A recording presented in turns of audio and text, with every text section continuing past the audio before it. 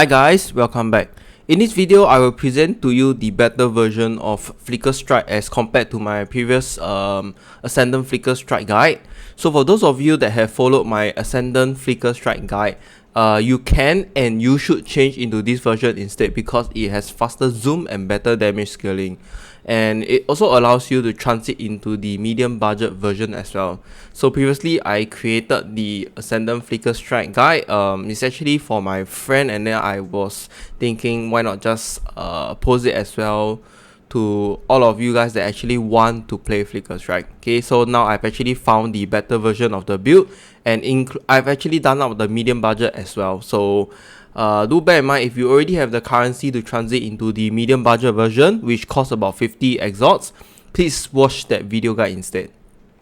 Also, in this video, I'm going to try and make it short and simple at less than 10 minutes because everything is on the POB. Just going to state all the important stuffs to note in the POB. Okay, so do take note, the POB, paste bin, and the buy list with trade links will be in the description below. And this is how the skill tree will look like. So this is a level 80 skill tree. Do take note, I have different variation of skill tree, like from level 68 after your Act 10 is done, and level 80 once you progress through maps, and then level 90 once you hit like the peak of leveling. Okay, so this build will probably bring you until the end of yellow tier or red tier maps. It's also possible, okay, depending on the mods of your map. So I've also actually included a leveling guide as requested from most of you always. The leveling guide will be until only after Act 4, and then after Act 4 onwards, just use the level 68 one for you to progress. From there onwards, I think anything is just fine. Okay, and for stats of the build, our 6-link Flicker Strike, we currently have about 950k DPS. Like, this is for the low budget version. This is like per hit, and then we're gonna have a very low life. Okay, so this is about 3100 life. This is at level 68, so at level 80 you probably have 3500 life. Because this is more or less like a glass cannon build, you're just gonna zoom your way. We don't really have much life scaling in the mid or early game. Okay, and then next will be we're gonna have actually evasion rating of 18,000. So this is because I'm using a Jade Flask. If you don't want to use a Jade Flask, it's fine as well, but I feel I need some kind of at least one more defensive layer. Okay, and very nicely we have 99% spell suppression chance. I think this is quite doable for Raider to scale, only with that 2 suppression nodes over here. One is here, entrench, and the other one is inverterate.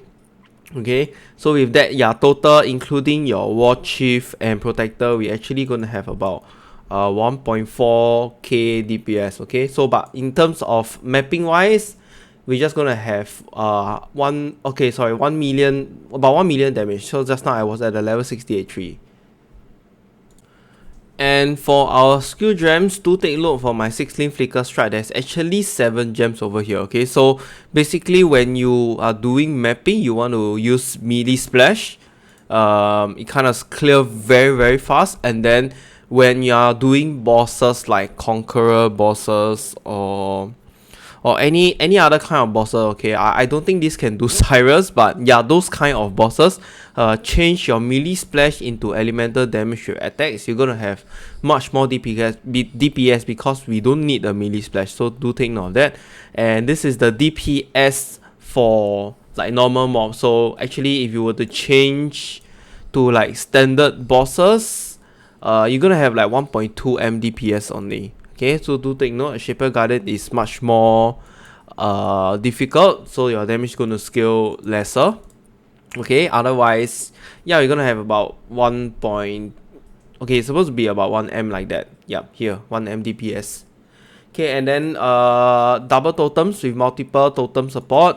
Movement, I'm going to use Leaf Slam, Faster Attack, and Life Tap so that we don't use out the mana and we can just use the movement skill and jump around, because we're not going to use a Quicksilver Flask. Debuff, I think this is very normal. Vortex, Hex Touch, Frostbite, and then Auras, we're going to use 3 only, okay, because we can only reserve 3. cast when damage taken, immortal core, and then last one I am going to use cast on death portal because we don't know when we will die during the maps. I think it's quite annoying if you're going to keep dying without a portal, you're going to keep jumping around, so I just put the cast on death with portal. Okay, and there's a small leveling guide over here for Act 1 all the way until Act 4. Might not be the best, but I think this is how it should go because we are actually going attack skill with cold damage, so I thought Frostblade might be the better option for leveling because you don't really need to respect too much later on and you can just transit by changing your skill gems and items. Okay, and for items, Terminus S is mandatory, please get this.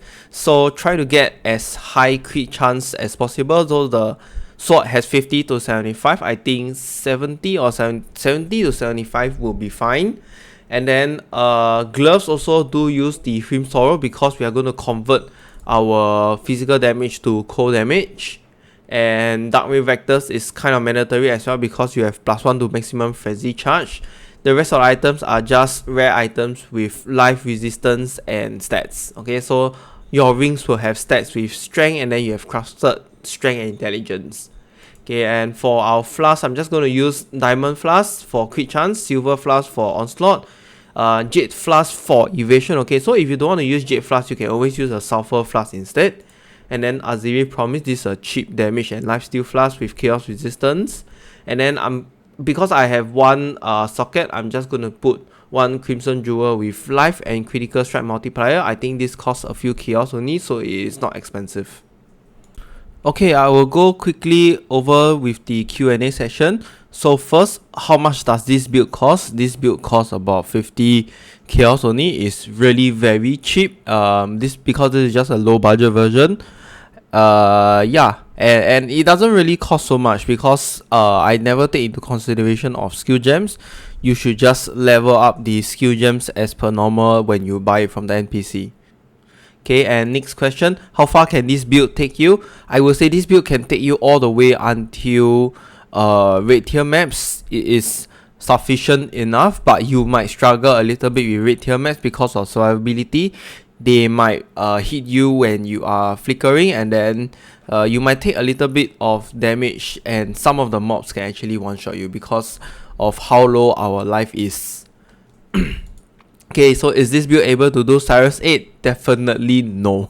Okay, Flicker Strike is actually I wouldn't say it's a bad bosser, but because if you know how it works, right, you're gonna just go like up, down, left, right on the boss, and you cannot dodge a lot of their mechanics. So you also do not have enough damage to like dish out when you're fighting him. So in prolonged sustainability fights, right, Cyrus 8 is actually very bad.